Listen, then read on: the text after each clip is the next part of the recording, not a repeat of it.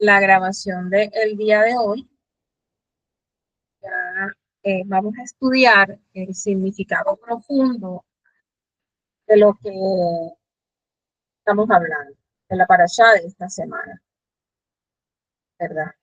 Importante que entendamos que la parashá que estudiamos es la parashá trienal, es decir, estudiamos toda la Torá en 3 años. Eso hace que las porciones sean más cortas y que nosotros entonces podamos tener tiempo para pensar un poquito más en cada una de ellas. Hoy nos corresponde continuar con la historia de Jacob y sus mujeres. Recuerden que Jacob había estado engañando a su papá respecto de quién era él, se había disfrazado de su hermano Esaú. Luego Esaú se llenó de ira, de odio en su corazón por esto que había sucedido, que a sus ojos era injusto. Y entonces la mamá de Jacob le dice: no, vete donde mi hermano, de tu tío, porque tu hermano procura tu muerte. Pensaban que su exilio, por así decirlo, o su peregrinación iba a durar, ahí se dejó. Pensaban que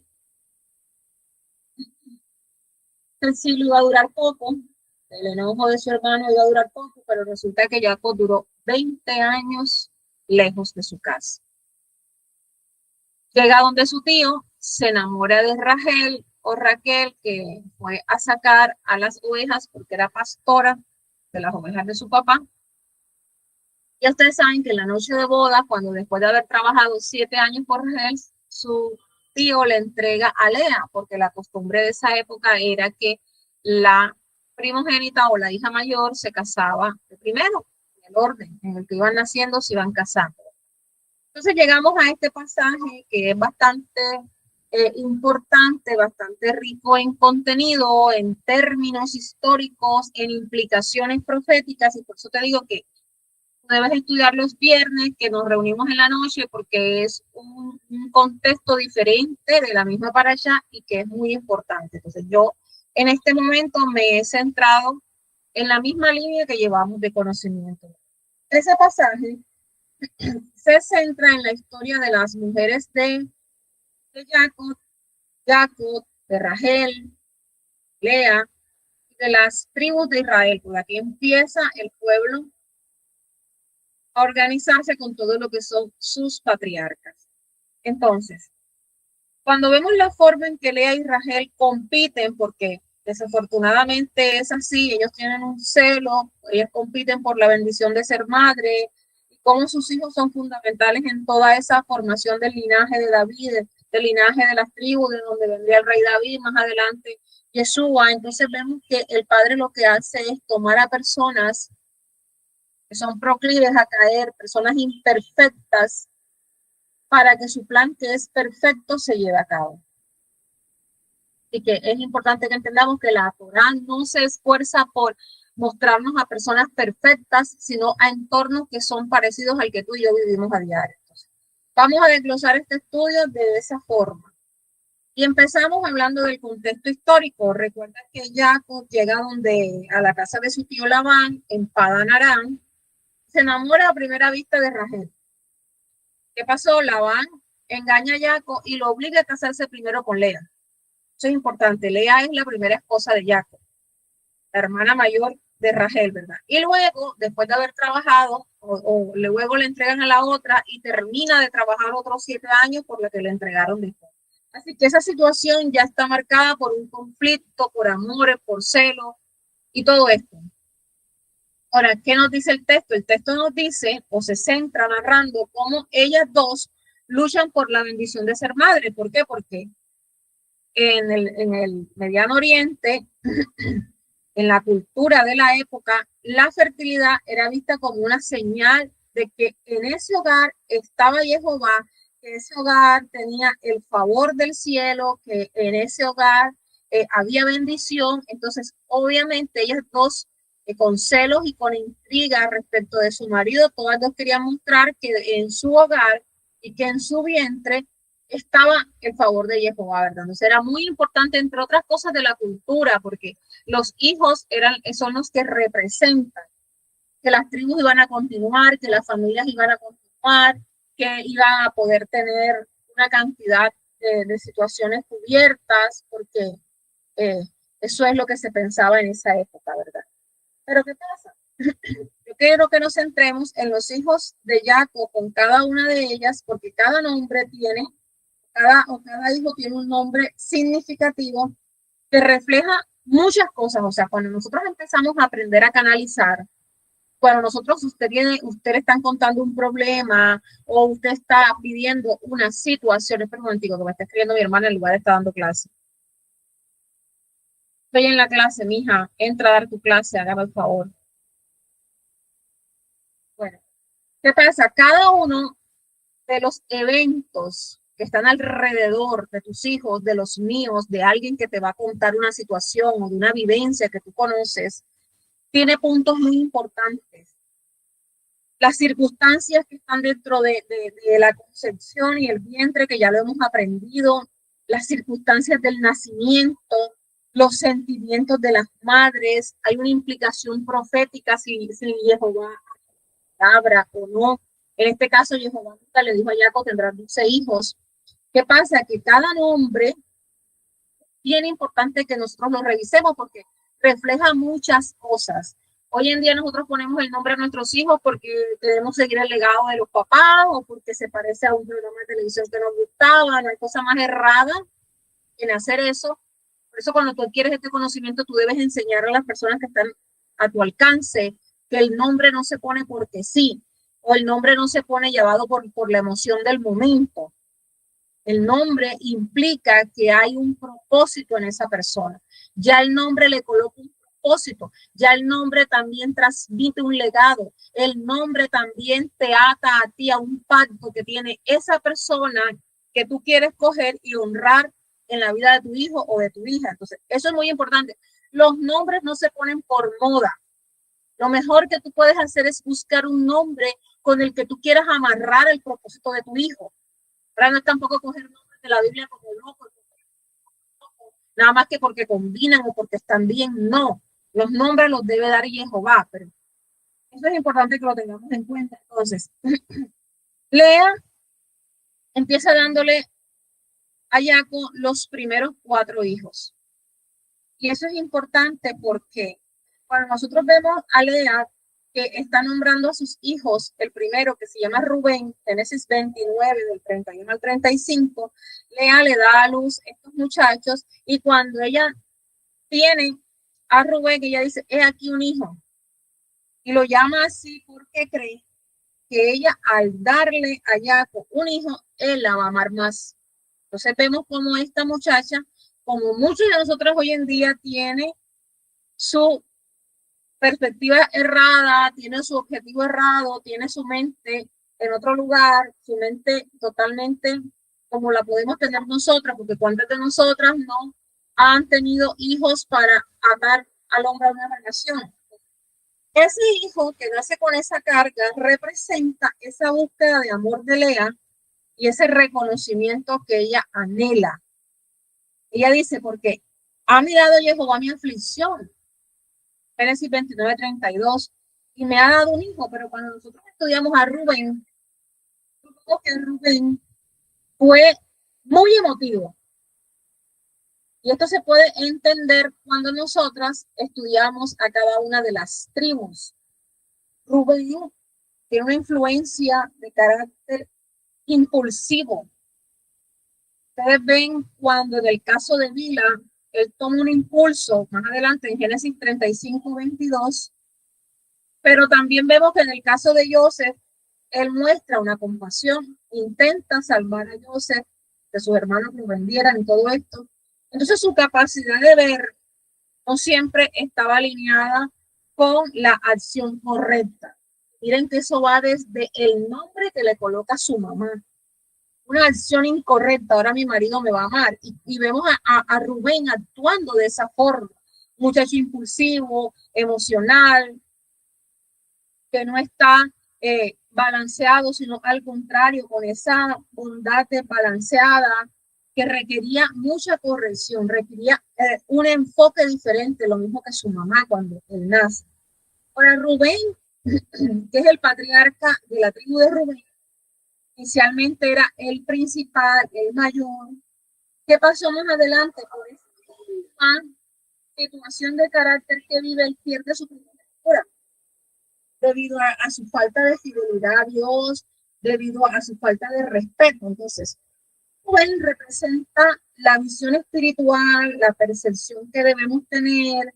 Ese nombre Rubén viene de la raíz ver. Eso lo conecta con un nivel profético, era el mayor, de mucho potencial Rubén. Él se establece en la tribu al este del Jordán, pero perdió su primogenitura. Fíjense que la primogenitura de él fue cambiada. Luego nace Simeón, y el nombre de Simeón es el que escucha. Que Lea cree que Dios le está escuchando y que ha visto su aflicción, y ella dice, porque Jehová ha oído que yo era menospreciado. Es lo que ella dice en Génesis 29:33. ¿Qué pasa con Simeón? Simeón, un hombre severo, impulsivo. Recuerden que Simeón y Leví fueron violentos cuando los hijos de Shechem pasó la situación de Dina, que lo vamos a estudiar más adelante. Ellos escucharon, pero no canalizaron la emoción. Entonces, muchas veces no solamente es escuchar, sino canalizar bien lo que está pasando después de esa escucha. Ahora, ¿qué pasa?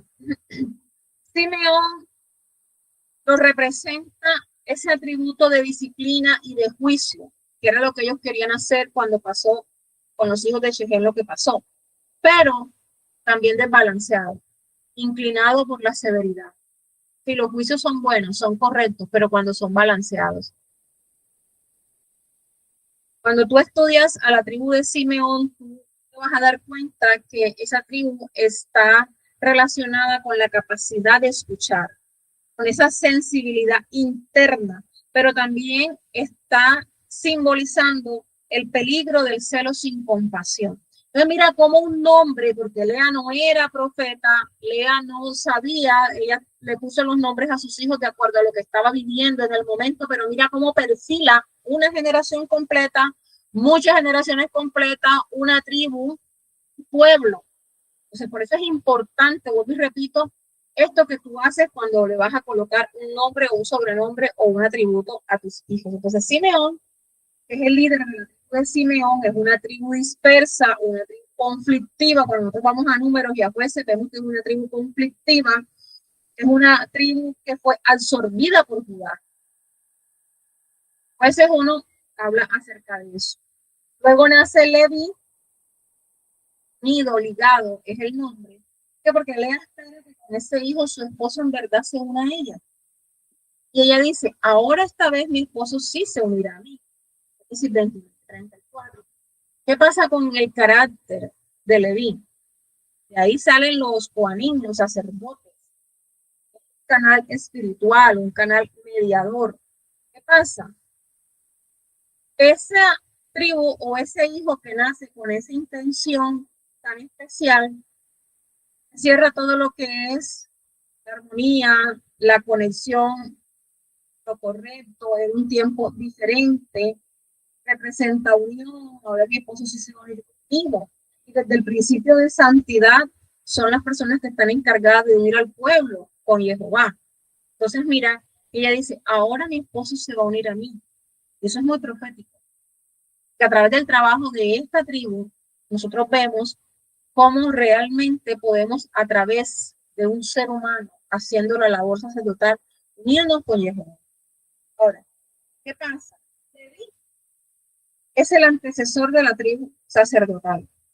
La tribu de los levitas que se va a encargar del servicio. Por eso es que su nombre refleja cercanía, unión con Jehová. Los levitas eran unidos, no tenían tribu.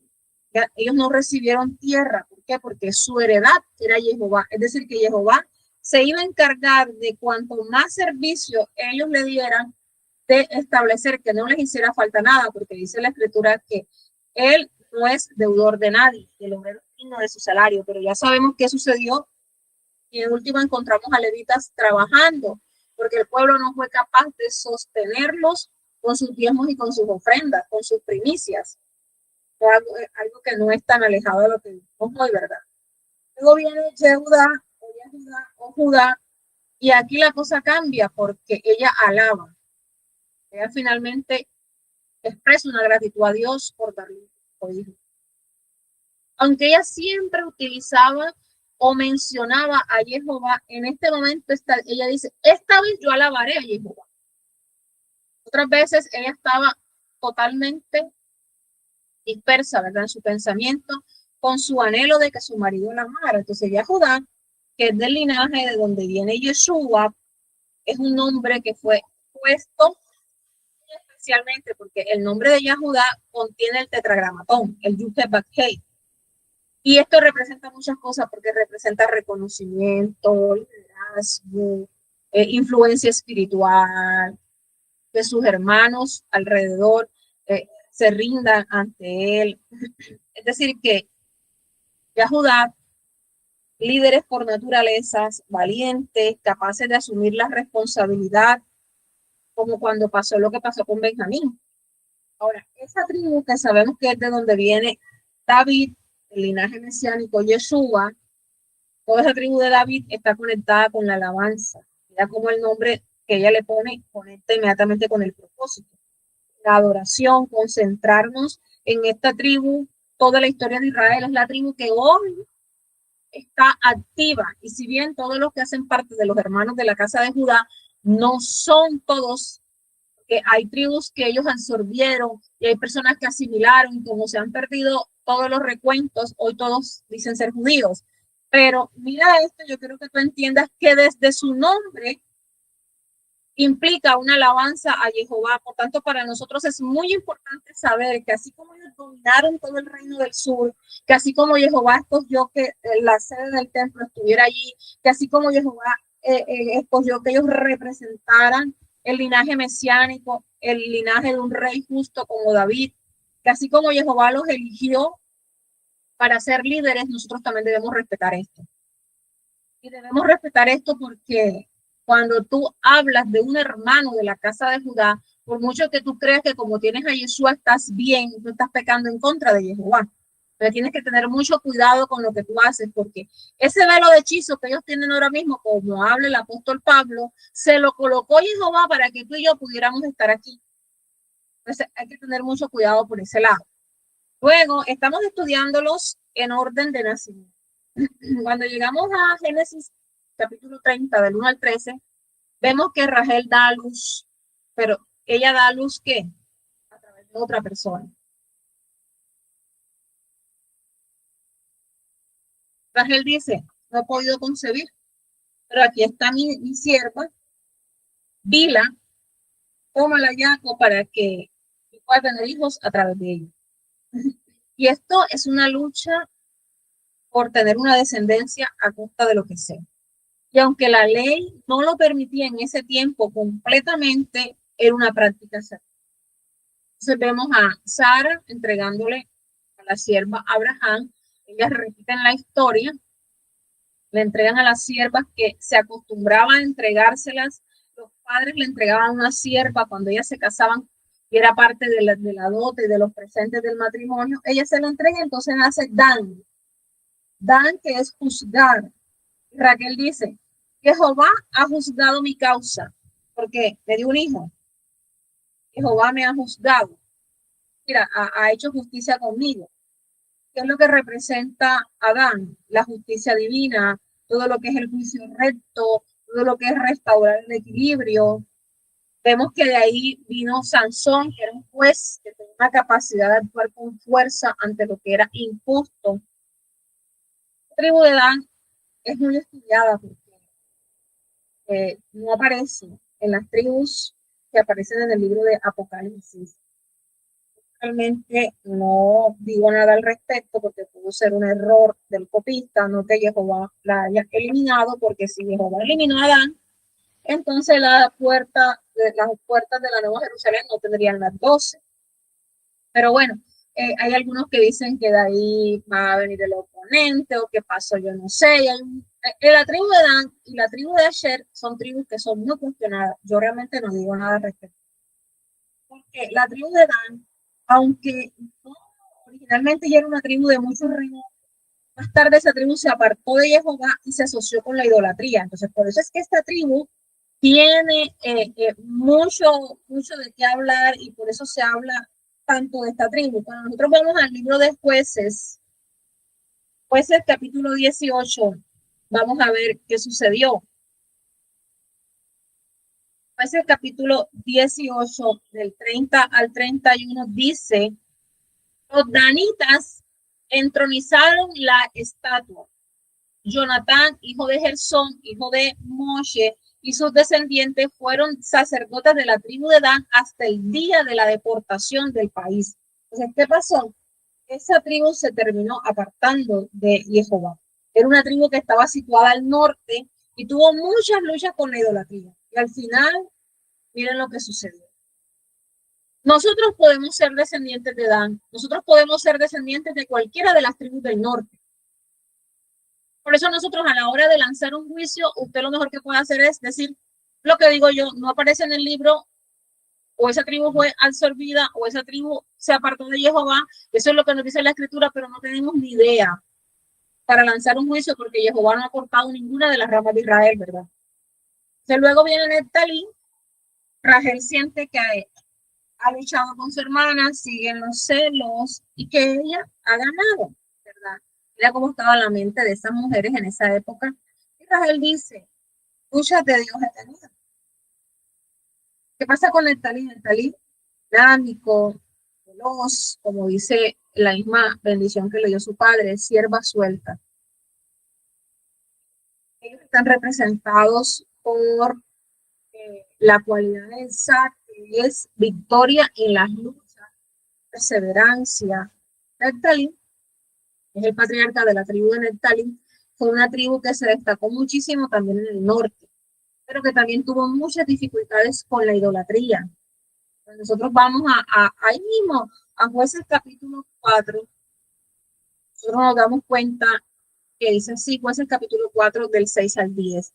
Ella mandó llamar a Barak, hijo de Abinadab, Cades de Neftalí, y le dijo: te ha ordenado Jehová de Israel que vayas al monte Tabor a reclutar y tomar contigo 10,000 hombres de los hijos de Neftalí y de Zabulón. Y ahí sigue contando.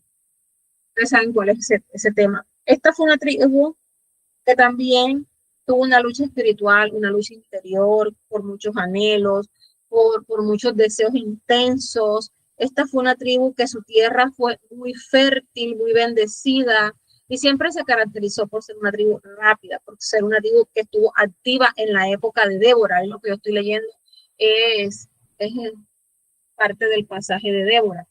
Pero al final ya ustedes saben lo que sucedió. Entonces, más adelante, cuando Lea ve que ya ella no puede tener hijos aparentemente, y que ya su hermana le ha dado a los 2 hijos a Jacob, también toma a la sierva Silpa y se la da para que tuviera más hijos. Y yo me pregunto dónde está el carácter de Jacob que permitía que todas esas cosas pasaran en su casa.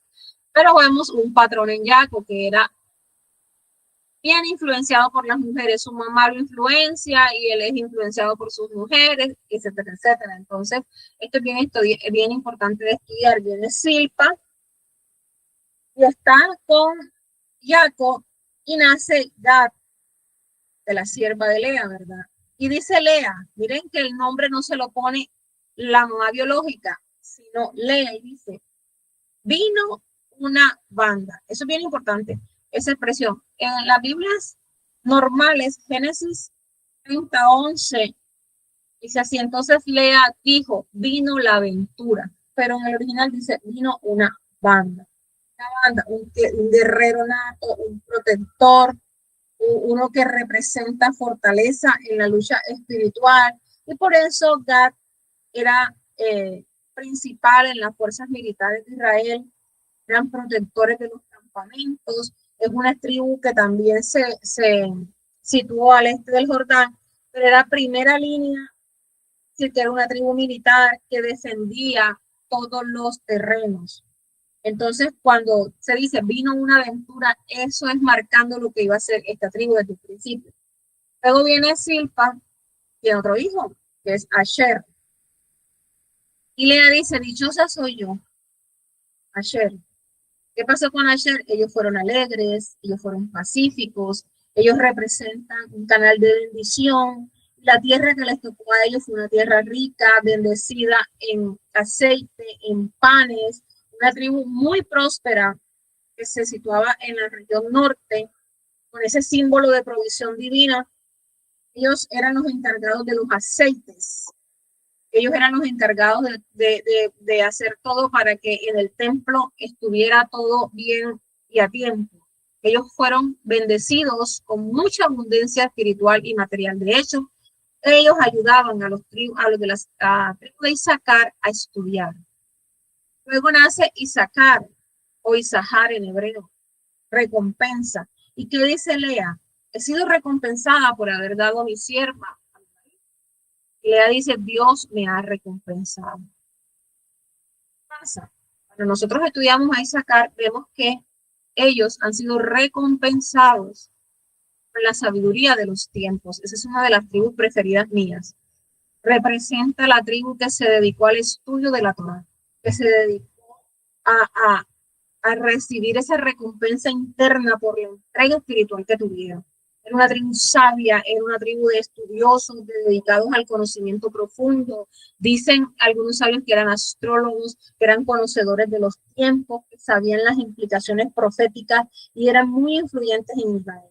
Isaacar representa esa tribu que era rica en tierras fértiles, pero fue sumisa y trabajadora, porque esas tribus fueron relevantes en la política, pero por el conocimiento, no porque daban dinero. De hecho, cuando nosotros vamos a Primera de Crónicas y están hablando, yo siempre les recuerdo ese texto, porque esa es una de las tribus que a mí más me gusta, porque el saber los tiempos, el conocer los tiempos, nos va a hacer a nosotros sabios, ricos, prósperos, porque vamos a saber en qué tiempo verte.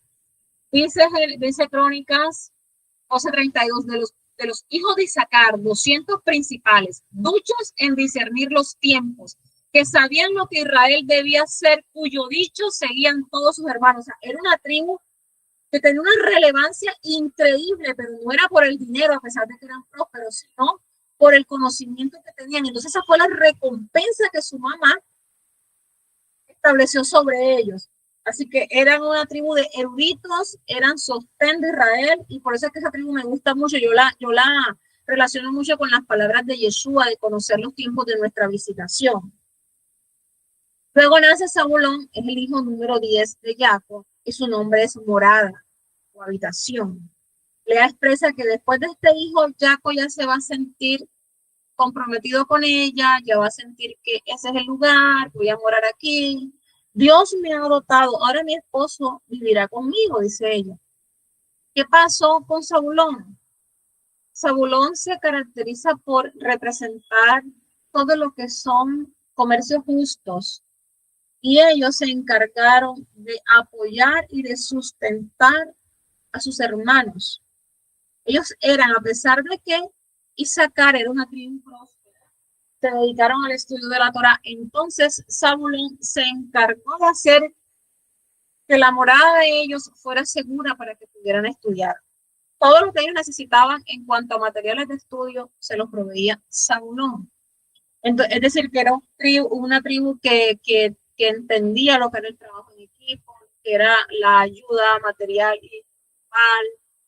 Por eso está representado con el atributo de sabiduría, que se manifiesta en ese equilibrio de entre dar y recibir, que es muy importante. Zabulón habitó en la región con la costa de Palestina y era muy conocida por su comercio, porque se relacionaba con las otras naciones, una tribu que tenía un papel de diplomacia muy importante. Todo el que llegaba ahí se sentía como que podía habitar, como que podía tener una conversación, como que podía encontrar un buen asentadero. Entonces mira lo importante de ese nombre que le colocó su mamá. ¿Qué pasó? Era una tribu que tenía puertos marítimos y financió muchos de los estudios que se dieron en el templo. Ahora, ¿qué pasa? El verso dice, y se acordó Jehová de Rachel, y tuvo 2 hijos, y ya nosotros sabemos que tuvo a Joseph, y Rachel dice, Dios me ha quitado mi ofrenda. Por primer momento, en primer lugar, ella ya está empezando como a reconocer el papel de todas las cosas, y tiene a Joseph, que Joseph es un soñador, líder, que es muy tentado, pero fiel, y que se caracteriza por ser ese canal puro, ese vínculo, y por eso a Yeshua, una figura de Yeshua, a Yeshua se le conoce como Mashiach ben Yosef, ese redentor que pasa un proceso difícil, que viene a quitar la afrenta de los demás, como su nombre lo indica. De él surgen las tribus de Efraín y Manasés, que eso lo vamos a estudiar más adelante. Joseph gobierna Egipto, es vendido por sus hermanos, pasa una cantidad de pruebas. ¿Y por qué? A Yeshua se le conoce así porque Yeshua también fue vendido por sus hermanos y se lo entregaron al rey. Si ustedes saben todo lo que pasó con Yeshua. Entonces, cuando Rubén se le es quitada la primogenitura, recae sobre la bendición que el padre le da a Joseph. Joseph tiene 2 hijos, Efraín y Manasés, que son adoptados por Jacob y siguen siendo 12 tribus, pero más adelante vamos a estudiar un poco más eso, o lo estudiamos los viernes que más, se estudia un poquito más esto. Y al final, antes de su muerte, el 12º hijo de Jacob es Benjamín y es de Rachel. Y Rachel a Benjamín sí lo ata con un nombre que le dice hijo de mi dolor. Por eso es que Rachel, cuando lo llama Ben-Oni, Jacob le cambia el nombre. Es importante que es reconocer en el momento cuando un nombre tiene una asignación y el padre le cambia el nombre. Eso es más adelante, lo vamos a leer en Génesis 35, 18, y dice, y ocurrió que al salirse el alma, pues estaba muriendo, llamó su nombre Benoni, pero su padre lo llamó Benjamín, le cambió el nombre, hijo de mi alegría. Ella lo llamó hijo de mi dolor y él le cambió el nombre a hijo de mi alegría. ¿Qué pasó con Benjamín? Fue un valiente, muy querido por su papá, muy querido por su hermano Joseph, y él está representado por esa receptividad y por esa humildad poderosa. Vemos que el muchacho era muy humilde. Dentro de todo lo profético que se puede decir de Benjamín, vemos que hay una sede del templo que se ubicó en su territorio, entonces eso es bien importante. Era una tribu pequeñita, pero era una tribu clave. De esa tribu vino el rey Shaul y más adelante el apóstol Shaul o Pablo, ¿verdad? Y al final, dejé para el final Dina, porque Dina, pues aunque su nombre es Justicia, ella no es de los hijos varones, ella es una hija que tuvo Lea con Jacob, y no se registra ninguna proclamación profética en su nacimiento. Realmente era una muchacha inocente que permitió que se diera toda esta historia, que a través de su nombre se diera un juicio tremendo también. Y ya nosotros sabemos lo que provocó en Simeón y en Leví todo lo que pasó con ella, ¿verdad? Desafortunadamente, ella no tiene una tribu, su historia, nosotros debemos verla como una tribu muy significativa en cuanto a todos los problemas que tuvo, ¿verdad? Bien tremendo, pero entonces hay una relación de los nombres con el propósito divino, como te decía al principio. Los nombres de los hijos de Jacob no solamente fueron respuestas emocionales a las situaciones que estaban viviendo Lea y Raquel, sino que además de eso, el padre utilizó cada una de esas circunstancias para hacer un pueblo con muchísimos matices, para hacer un pueblo diverso. Y por eso hay de todo en el pueblo de Israel. Vemos a Judá, que a través de Judá tiene toda la línea mesiánica, mostrándonos que aunque Lea fue rechazada por su esposo, ella fue elegida por Dios para dar a luz a alguien muy importante, David, y luego Mashiach, ¿verdad? Eso es bien importante ahí. ¿Qué pasa? Había un conflicto entre estas 2 mujeres. Había unas luchas increíbles. Y el padre de ahí saca la historia del pueblo de Israel. Hay una división entre ellas y a lo largo de toda la historia vamos a ver que también hubo una división entre el pueblo. Ahora, A pesar de esa rivalidad que había entre ellas, los hijos de Jacob cumplieron todas las promesas que el padre le habló a Abraham, y en él se cumple la promesa de que tu generación va a ser como las estrellas del cielo. Entonces, cuando nosotros estudiamos estos pasajes, vemos que esas luchas personales entre esas dos mamás estaban dentro del propósito divino. Es decir, que no fue que Dios quiso que las cosas fueran así. Dios utilizó, así como utiliza tu vida, tus desaciertos, tus errores y los míos, para formar un pueblo que iba a cumplir con la promesa de él. Cada nombre tienen significados, personajes, apuntan a una historia futura que iba a vivir el pueblo de Israel, apunta a promesas que Dios va a dar. De estas tribus que son pilares de todo el pueblo, se edifica toda la nación de Israel.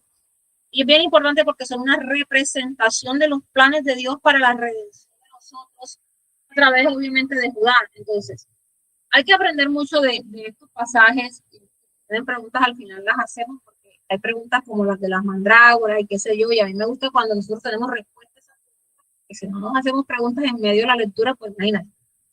Pero estas historias de Rachel, de Lea, de las siervas, a nosotros nos debe dejar muchísimas enseñanzas, porque nosotros debemos aprender, aplicar y enseñar a través de nuestras vidas a todas las mujeres que nos rodean, aunque sea con el silencio.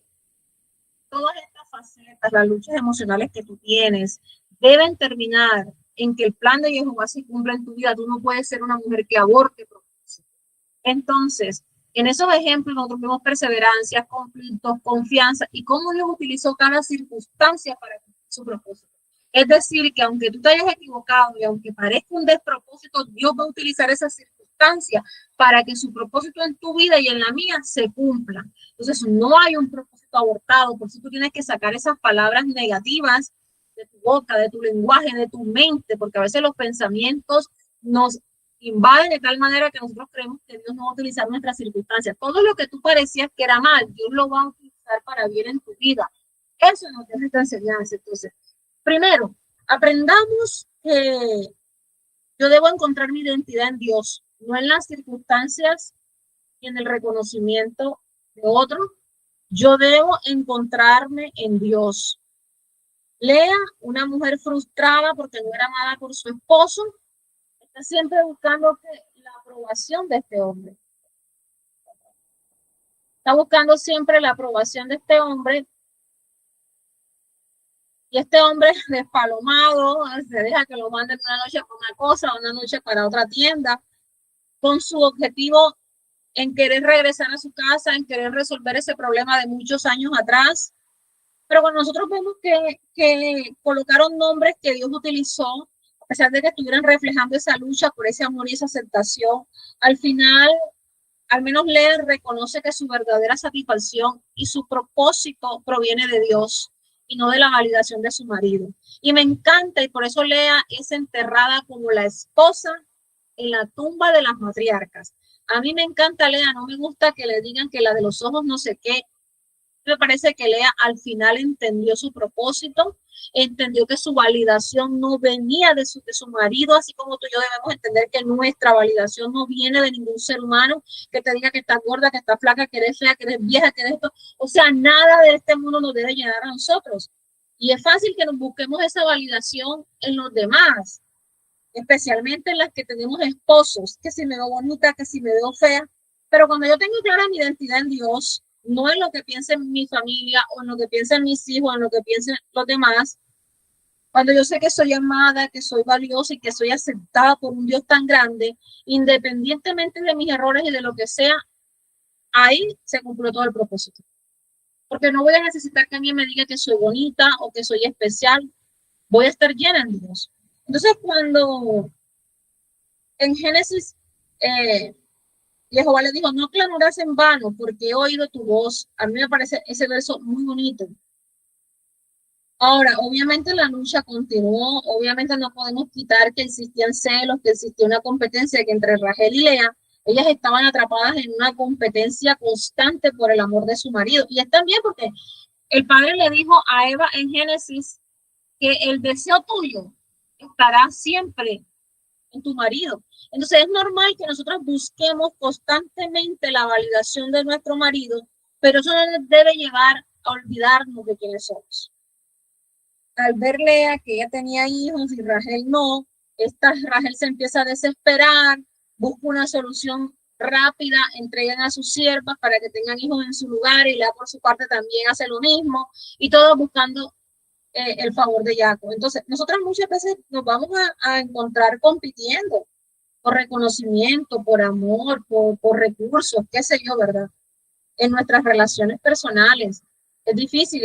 Por ejemplo, yo ayer estaba hablando con mis dos hijos y yo me sentía como en el medio de esto, de estar como compitiendo para que ellos entendieran que lo que ellos estaban diciendo no era y que yo tampoco estaba queriendo que mi voluntad se pusiera sobre ellos, pero yo necesitaba que reconocieran lo que yo estaba haciendo respecto de la conversación que teníamos. Entonces, en nuestras relaciones van a existir competencias.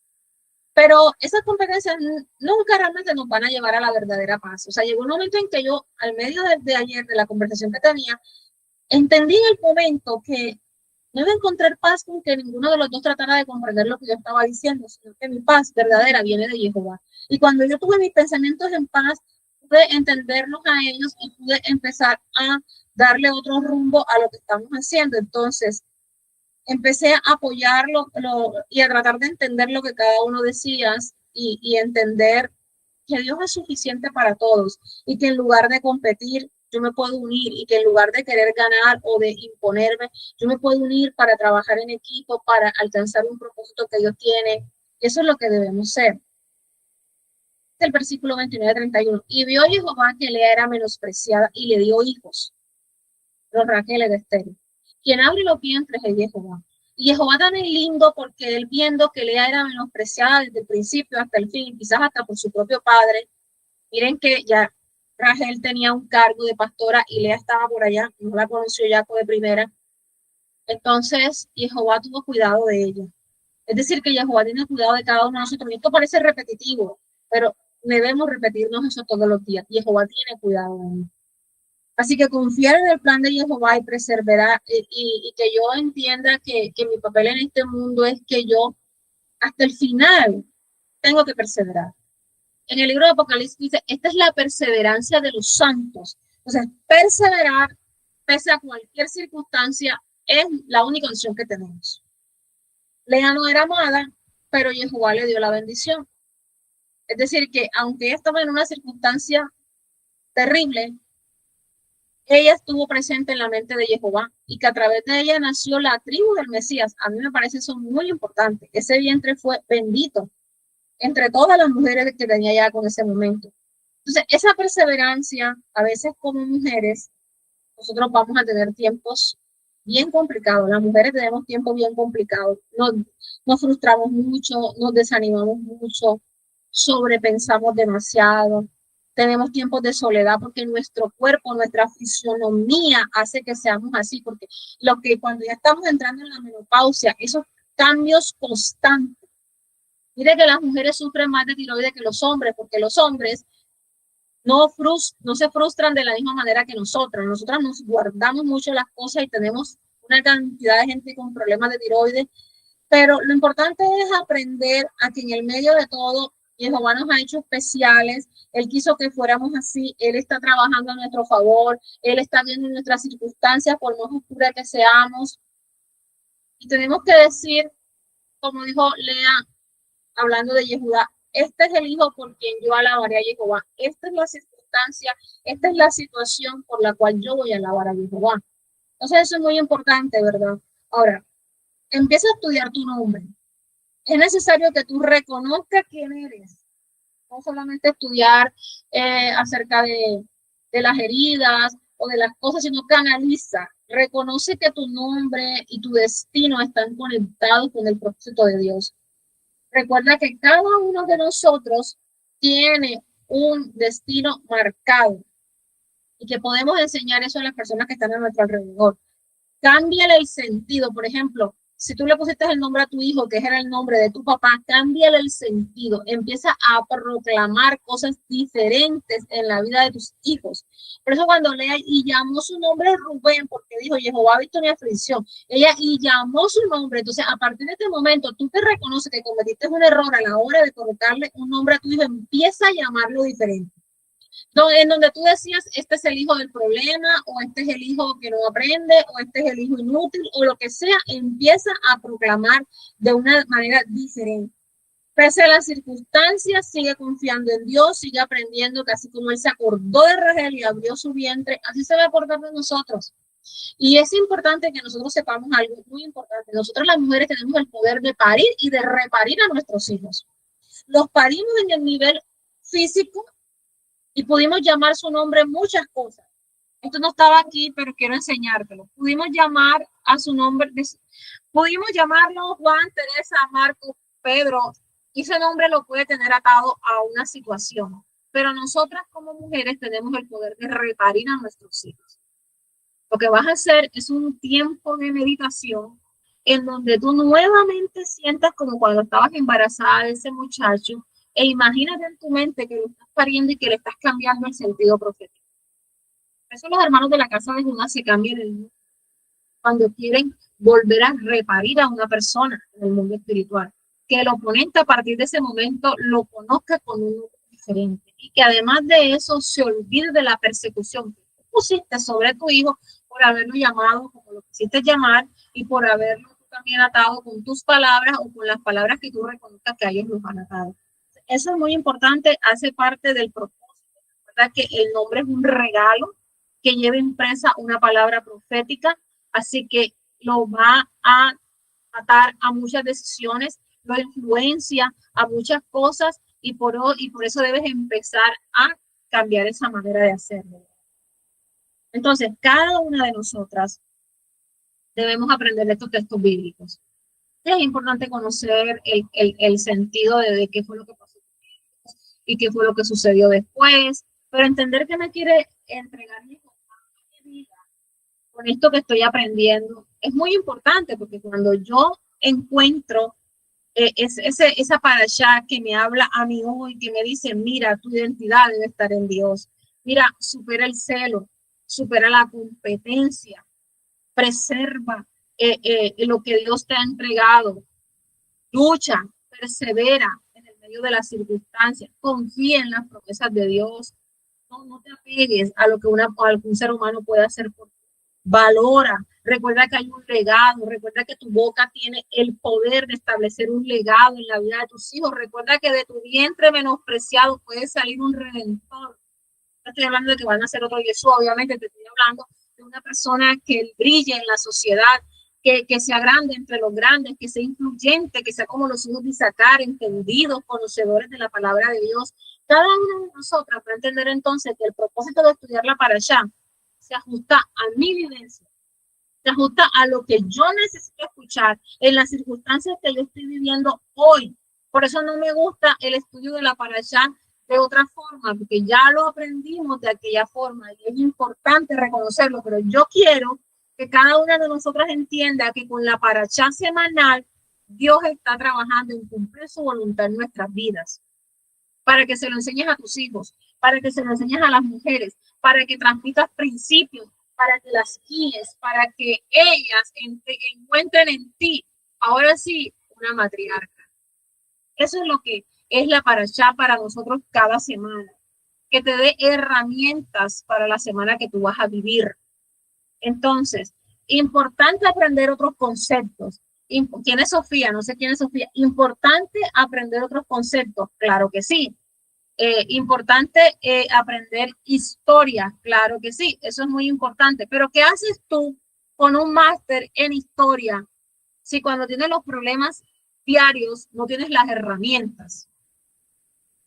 Yo necesito aprender historia, pero tener la herramienta en mi mano. Y con una mano voy edificando el templo, con la época de Nehemías, con una mano voy edificando este templo con el conocimiento que requiero y con la otra mano tengo la espada con la que me tengo que defender. Entonces necesito herramientas que me digan a mí.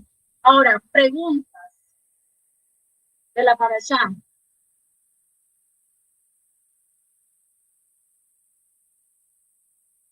comentarios de lo que estamos hablando ahora.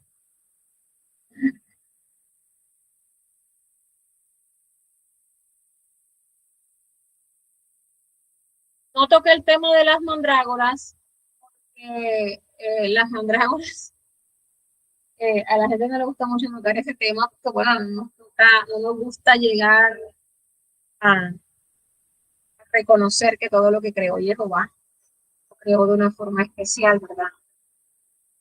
Resulta que no era un afrodisíaco, porque, bueno, afrodisíaco es que Jaco necesitaba estimularse y Jaco realmente no necesitaba esa estimulación, ya con 4 mujeres, imagínese usted. ¿Qué pasaba con las mandrágoras? Rubén no pudo cosechar mandrágoras, porque las mandrágoras no eran un fruto. Rubén fue a su cosecha de trigo, ¿verdad? Cuando Rubén se encuentra en la cosecha de trigo, que él está cosechando, jalando las raíces, se encuentra las raíces de las mandrágoras. Porque las mandrágoras son unas plantas que las raíces tienen forma de un cuerpo humano. Y todavía existen las mandrágoras. Por allá para Europa, por esos países asiáticos, existen las mandrágoras. Entonces, ¿qué pasa con esas mandrágoras? Eran utilizadas como fertilizante para los cultivos y también eran utilizadas para aquellas mujeres que tenían que. Entonces, cuando una mujer no puede tener hijos, utiliza una mandrágora que obviamente, aunque no te guste, tiene una propiedad, una planta medicinal y mística. Hoy en día las mandrágoras se utilizan para muchos trabajos. Entonces, durante la cosecha, Rubén va y se encuentra y se la lleva a su mamá porque son muy escasas. Ellos no era que cosechaban mandrágoras y realmente tenían un valor muy especial en la época. Entonces, por eso es que Rachel, a darse cuenta, se las pide. Y Lea le dice, ok, yo te las presto, pero a cambio de algo. ¿Qué pasó? Lea consigue, ¿verdad? Entonces, esas mandrágoras que eran esa esperanza de fertilidad, hizo que en el momento las tensiones entre Rachel y Lea por la maternidad llegaran al punto de que se negociaron al marido que todo esto pasara. Así que ayer cuando me preguntaron acerca de las mandrágoras, yo decía, es una excelente pregunta. No podemos sencillamente decir, no, o sea, no podemos obviar que Jehová entregó a la naturaleza cada propiedad y que esas propiedades que tienen esas frutas bien utilizadas son para bien. Ahora, la Torá dice, y Jehová le prohibió a Rachel utilizarla. ¿Qué creen ustedes que Rachel hizo con eso? ¿Hizo? Es más, las mandrágoras tienen unas florecitas moradas, unos fruticos bien pequeños que se les llama las manzanas del amor.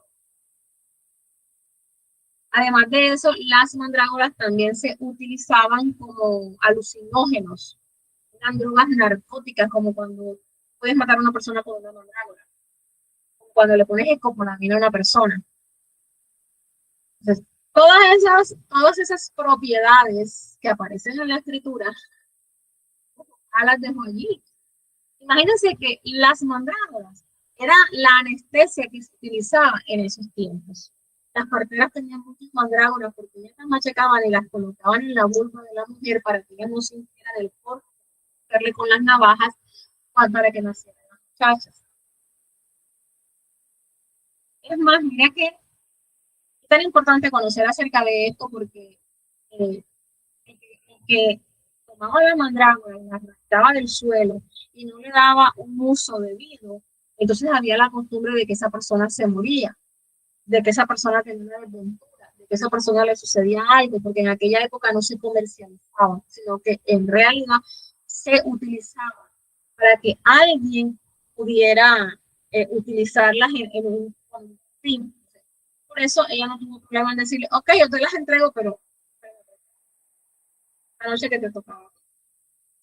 Así que cuando ustedes tengan esas preguntas, háganlas, porque no hay preguntas tontas, no hay preguntas que debemos ignorar. Si el maestro no tiene ese conocimiento, estudia. Vamos a estudiarlo, vamos a investigarlo, pero no se cohíban de hacer ese tipo de preguntas porque Nadie en la escritura y el padre no las quiso quitar. Pero es importante que las tengamos. Ahora sí, las escucho. Comentarios, preguntas.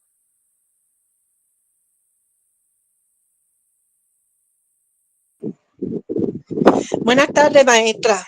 ¿Cómo está? Maestra Chalón. Maestra, lo que más me gustó acá es los nombres de Lelea, sí, Lea, los nombres de ¿cómo es? Significado que tenía los hijos de Lea. Me llamó mucho la atención. Dice, oye, una cosa nueva, yo voy escribiendo enseguida de una vez. Eso es lo que más me llamó la atención porque yo no sabía.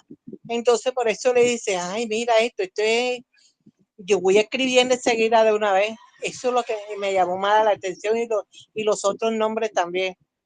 Una cosa nueva que he aprendido ahora en esta clase nueva. Así es, Mari. Es muy importante. Mire, en el cuadro ese que les mandó a hacer Luis, de la tarea de hoy, de esta clase, anote cositas ahí alrededor. No hago un cuadro nada más y que Rahel, y debajo los hijos de Rahel, yo soy Benjamín. No, escriba cada tribu. Porque cada una de esas tribus va amarrada a un mes. Y cada uno de esos meses se pueden estudiar. Y de ahí sale la conciencia de los meses. Porque a mí me gusta Isadar, porque a mí me gusta el estudio de los tiempos, no me gusta leer los astros o el horóscopo o ese tipo de cosas, pero sí me gusta conocer en qué parte, tiempo profético de nuestro Padre yo estoy. Eso es muy importante para no dejarnos engañar en estos tiempos. Entonces, al lado de cada, yo les digo, les doy ese consejo, ¿no? Al lado de cada nombre, en la tarea que ustedes van a hacer con el hermano Luis, coloque toda esa información que le va a ser muy útil. Adelante, hermano. Shalom, amada, bendiciones. Amada, a mí de la clase me llamó mucho la atención eso que usted dijo con respecto a reparir los hijos. Porque uno cuando nosotros no teníamos el conocimiento, yo por ejemplo le puse a mi hija, a la segunda, mi nombre. Y bueno, se nota que pasa cosas tan difíciles pero es una esperanza de que ya uno pueda reparir el hijo y pueda ir rectificando todas esas cosas. Eso me gustó mucho y es muy interesante y muy bueno para nuestra familia. Mire, lo que usted va a hacer es la fecha del cumpleaños. En estos días Darly me pasaba una información de la fecha del cumpleaños cuando yo les había enseñado acerca de eso. Es muy importante. Si está cerca el cumpleaños de la persona, esa es una fecha con una fuerza espiritual muy. Si no está cerca el día del cumpleaños, al menos utilice un día especial.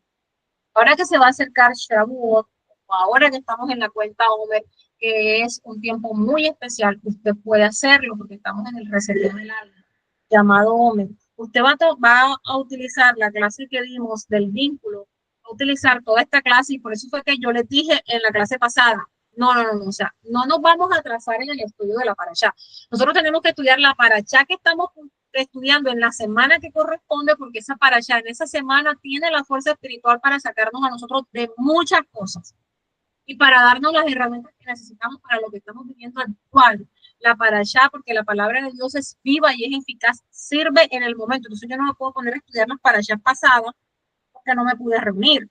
Tengo que quedarme en la parashá que estoy estudiando, sea la anual o la trienal. Tienen la fuerza y el objetivo de parte de Jehová de ayudarnos en esa semana. Entonces estamos en la cuenta Homer y usted necesita reparir un hijo. Tome una hoja y escriba, haga el árbol genealógico de ese muchacho, escriba el nombre del papá, el nombre de la mamá y váyase al momento, recuerde más o menos cuando usted quedó embarazada de ese muchacho, cómo fue la relación que usted tenía con el papá en ese momento, así haya sido causa, así haya sido producto de una violación, lo que sea, y empiece a reparar desde ahí. Entonces intente recordar vivencias que usted tuvo en el embarazo de esa persona y empieza a desligar de alma, de cuerpo y de espíritu, de todas las vivencias que yo pude heredar. Porque recuerden que hablábamos de los pactos y recuerden que hablamos del pacto de la herencia que nosotros adeudamos porque me llamo como fulano o como sutano. Entonces empiece a trabajarlo desde ahí. Y por ejemplo, usted lo hace con lápiz y usted pone el nombre de su hija, Marta, y usted también, y usted abajo va a escribir todas las cosas que usted cree que ella está repitiendo de usted por el legado. Y usted entonces va a coger y va a borrar esos pactos, tal cual como usted los está borrando en el plano físico, se están borrando en el plano espiritual, orando, porque hay poder en el sacrificio que hizo Yeshua en el madero, y usted va a empezar a proclamar otro tipo de palabras sobre la vida de su hija, a proclamar que ella no cumple ningún pacto ancestral, que ella no está aquí para cumplir los sueños y las vivencias que usted no cumplió. Usted empieza a decir que ella no está aquí para repetir lo que ya usted vivió en otra época. Empieza a clamar de esa forma, a sanar año por año la vida de su hija, lo que usted vivió, todo eso, y usted va en el nombre de Yeshua. Cada cosa que usted va borrando, usted la va cambiando por lo que usted quiere en la vida de su hija actualmente. No sé si me hago entender. Por ejemplo, usted se da cuenta que hubo una influencia en la gestación que tenía que ver con una herencia de abandono. Usted empieza a decir, hoy este abandono, hoy este embarazo no deseado se cambia, hoy toda palabra de desvalorización o deseo de aborto que yo tuve se borra, hoy todo temor que yo sentí cuando Marta estaba dentro de mi vientre lo rompo, hoy toda depresión, hoy toda herencia de duelo, porque puede ser una herencia de duelo que también usted le dio, que le transmitió a ella, hoy toda línea materna triste que le transmití, hoy ese pacto de escasez porque no tenía cómo sostenerla, pues qué sé yo, no sé, el Padre va dando sabiduría a la hora de cortar todo lo que usted tiene que cortar. Ya usted hizo el corte del vínculo, pero resulta que usted le dio una herencia y esa herencia se pudo transmitir y usted se está dando cuenta que usted está haciéndolo. De pronto una adicción no resuelta, odios familiares o pactos de pobreza, pactos de felicidad en el amor, pactos de que el hombre rechace a la mujer, que después de un tiempo la mujer sea feliz. O sea, usted trate de comparar su vida con la de su hija y usted va a ir cortando todo eso. Y usted va nuevamente a establecer sobre ella unas palabras de bendición.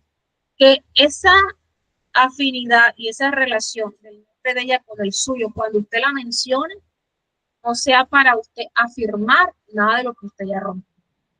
Ya, o sea, no vuelva a decir, está repitiendo la misma historia mía, aunque usted la vuelva a repetir. Recuerde que yo les he enseñado que los actos proféticos se hacen las veces que se tengan que hacer, pero se tienen que hacer con fe y con la certeza de que a corto, a mediano y a largo plazo se va a hacer lo que Jehová quiere, porque eso es lo que él quiere, que su gente sea feliz.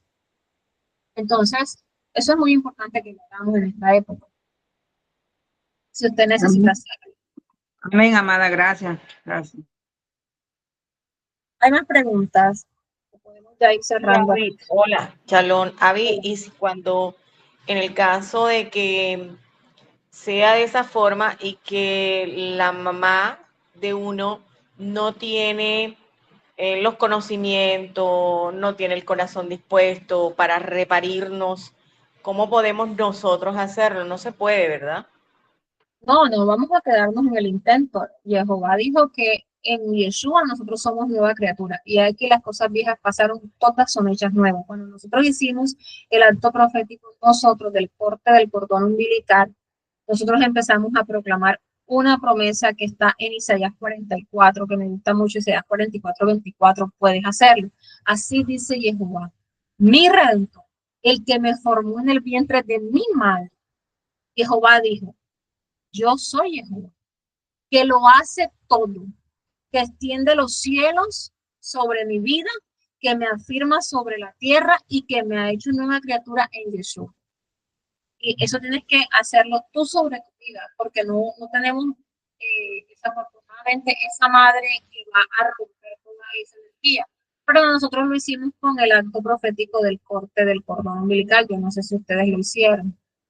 Pero esa palabra la puedes utilizar con la otra que yo dije, Éxodo 25, porque yo, Jehová, tu Elohim, soy un Elohim celoso, que visitó la maldad de los padres sobre los hijos hasta la tercera y cuarta generación de los que le aborrecían. Pero hoy, a partir de este momento, yo me ato para bendecir, para exaltar, para construir y todo lo que Jehová ponga en tu mente hasta la cuarta generación. Entonces te incluyes tú y la cuarta generación.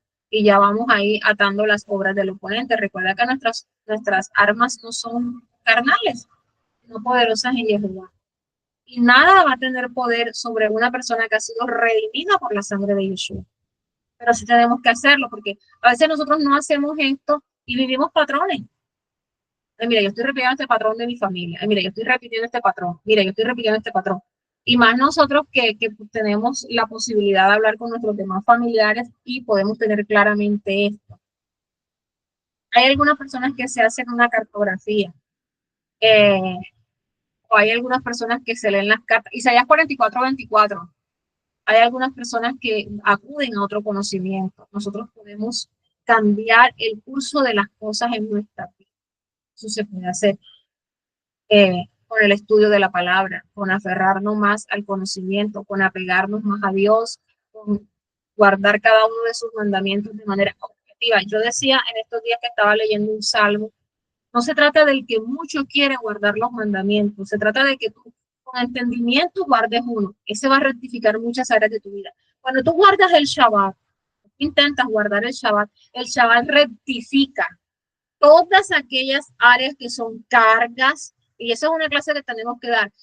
El guardar el mandamiento del Shabbat rectifica todas aquellas cargas, todos aquellos errores de las obras de las manos, todos aquellos errores de las decisiones, todos aquellos pasos que tuviste por caminos que no son. Entonces, por eso cada uno de los mandamientos nos ayudan a nosotros a rectificar un área especial en nuestra vida. Entonces, no es el que quiera guardar tantos mandamientos de cualquier manera, es el que va comprendiendo con sabiduría cómo es, porque eso es salir todos los días de Egipto y eso es lo que estamos haciendo.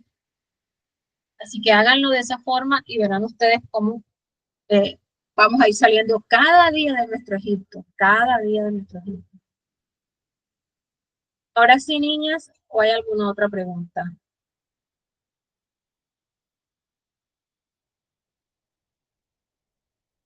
Bueno, vamos a cerrar aquí.